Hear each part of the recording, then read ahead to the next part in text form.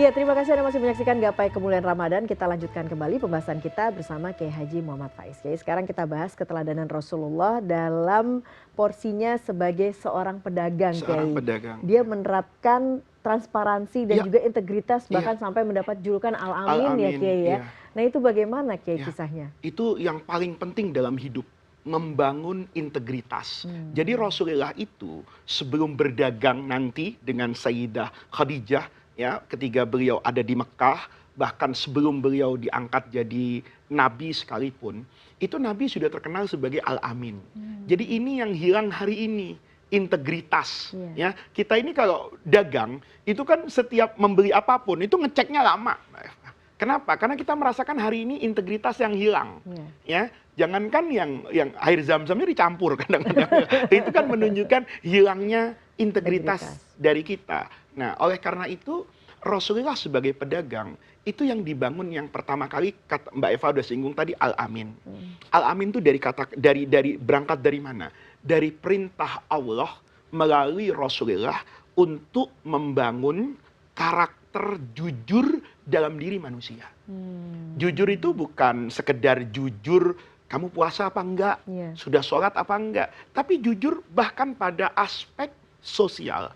Rasulullah itu di Mekah itu terkenal sebagai orang yang tidak suka berpanjang lebar terkait dengan penawaran barang. Ini pesan juga sama emak-emak nih. Kadang gitu ibu-ibu ya, tuh kalau nawar barang, pedagangnya tuh mau pingsan. Gitu. Kenapa? Jadi bilang harga 100, ditawar 10. Satu nih. Tapi pedagangnya juga memang tidak amanah. Memang harga barang tuh kadang 30, dia jual 300 kan gitu. Jadi hari ini bertemu antara dua sifat yang memang tidak sesuai dengan karakter Islam. Rasulullah itu karihal mumakasah itu nanti ditiru Mbak Eva oleh Imam Abu Hanifah, imam besar yang terkenal juga sebagai pedagang. Jadi beliau mengatakan apa? Makanya di dalam fikih Islam itu ada produk ekonomi dipraktekkan juga oleh bank syariah namanya al-murabahah. Nih Mbak Eva kalau datang ke bank syariah itu pasti ditawarin KPR murabahah, apa musyarakah atau mudharabah. Itu semua sebetulnya diajarkan oleh Rasulullah. Murabahah itu apa? Setiap pedagang yang mau jual barang itu harus menjelaskan dua hal, harga pokok dan keuntungan yang diinginkan. Jadi saya bilang gini, kalau Mbak Eva bermurabahah sama saya, Pak Faiz, saya beli barangnya, Mbak Eva, ini saya peroleh dulu 100, saya mau dapat untung 10. Ya, saya maunya 10, jadi harganya jadi 110.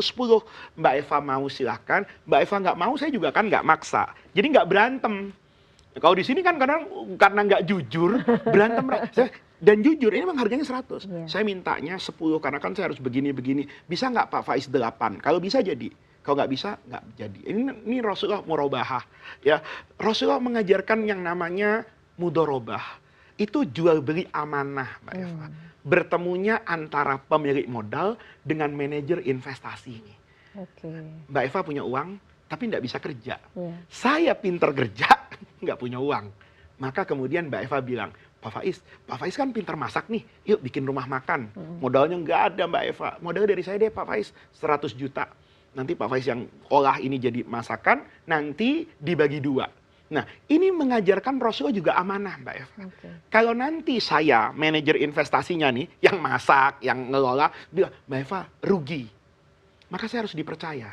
Nih, kenapa? Karena Mbak Eva memberi uang kepada saya pertama dulu, itu juga dengan asas kepercayaan. Ini kan indah banget nih sistem yang dibangun oleh Rasulullah. Kemudian bukan saja transparansi itu bukan hanya pada kejujuran, pada hasil.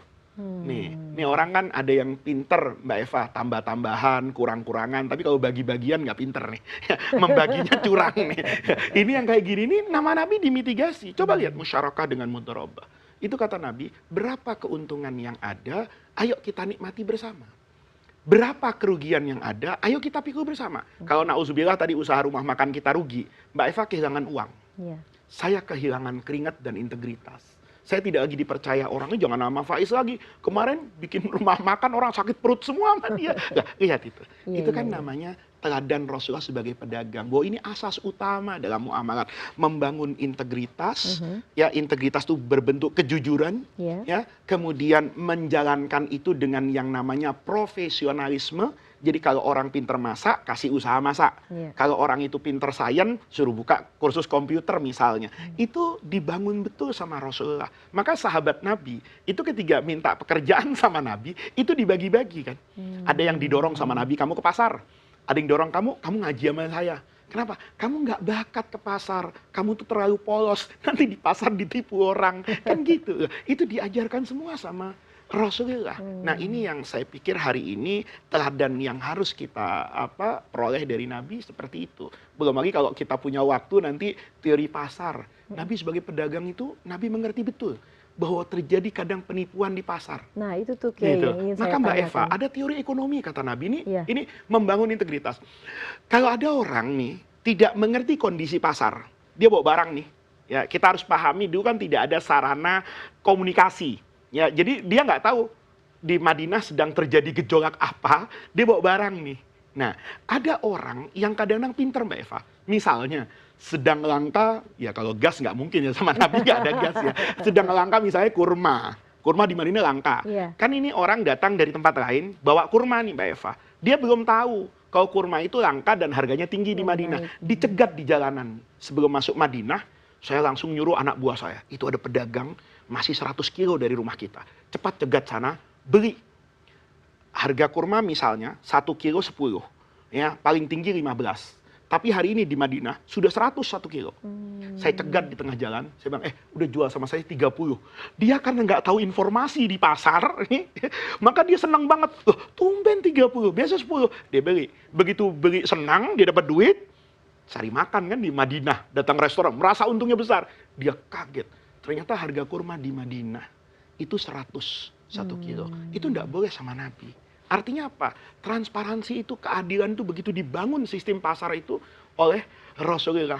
Kapan-kapan kita boleh nih Mbak Eva, kebijakan pasar ini, ya, apakah Nabi itu pro pasar, bagaimana nanti perlindungan, itu dibahas semuanya dalam sisi kehidupan Rasulullah. Sehingga itu kalau kita teladani hari ini, iya ya, nggak ada yang namanya aspek spekulasi yang bisa menghancurkan tatanan ekonomi di pasar. Oke, baiklah Kiai, menarik sekali. Mungkin akan kita bahas lebih lanjut lagi di lain waktu Kiai, karena setelah jeda berikut ini kita akan bahas